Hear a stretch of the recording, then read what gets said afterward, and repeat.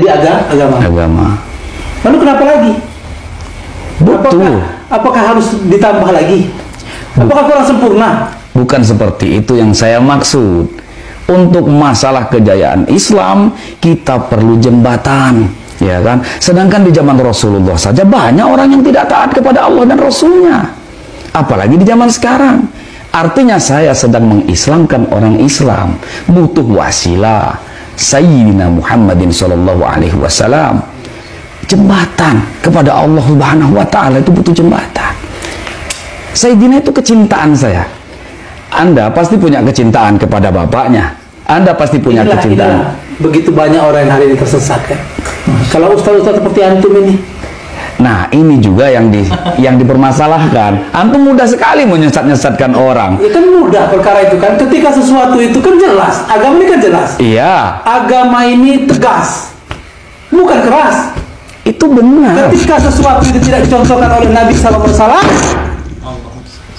maka sesat. Apakah Anda pikir dengan seperti Anda membentak seperti ini saya jadi gentar? Tidak. Tidak sama sekali. Saya bukan mau membentak. Saya menyampaikan sesuatu yang hak. Saya paham yang antum sampaikan, tapi dengar dulu penjelasan saya. Bagaimana antum ini menjadi sosok seorang ustadz tapi tidak mampu mengendalikan hawa nafsunya. Ingat, Rasulullah berdakwah tidak pernah dengan yang namanya kekerasan. Bil hikmah. Ya memang benar Rasulullah dengan kekerasan. Tapi kita lihat apabila hari ini orang berbuat amal yang tidak contohkan oleh Nabi SAW, bahagia. Antum baru punya pengikut satu, sombongnya minta ampun. Ya kan? Istighfar antum kepada Allah. Mau boleh tanya sekarang?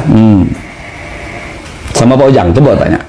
Ya, kalau Pak Guru ini memang betul-betul bagus.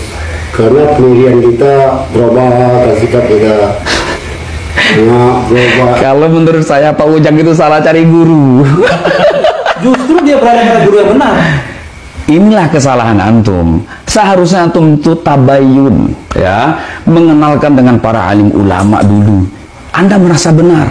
Saya kesini juga tidak menyalahkan Anda. Kesalahan Anda cuma satu.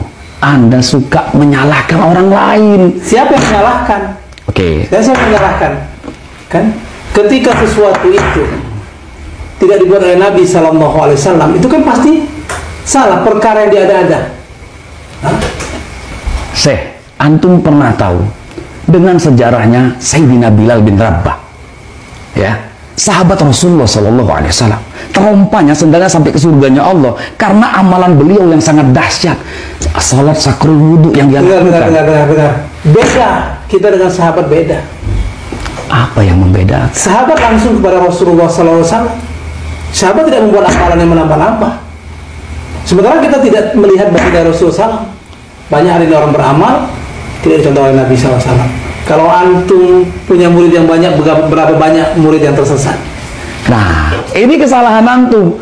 Semudah sekali untuk menyesatkan orang, mengkafir-kafirkan orang lain. Itulah letak kesalahannya. Saya tidak mengkafirkan maupun menyalahkan. Namun kan ini kan kemungkaran.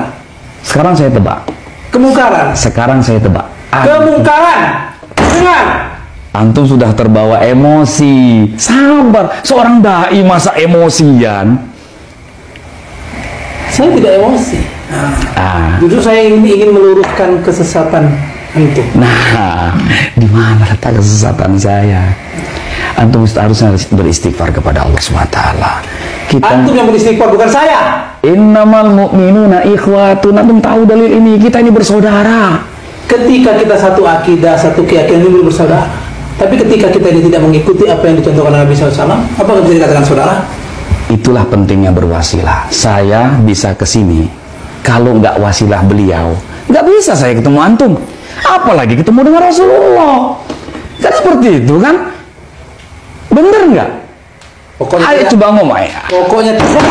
Kamu nanti dulu, sabar dulu. Saya bisa seperti ini.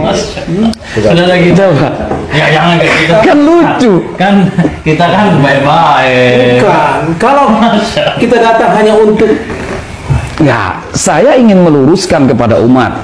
Ini di media loh, ya kan? Beberapa video yang kemarin pun saya sudah tonton.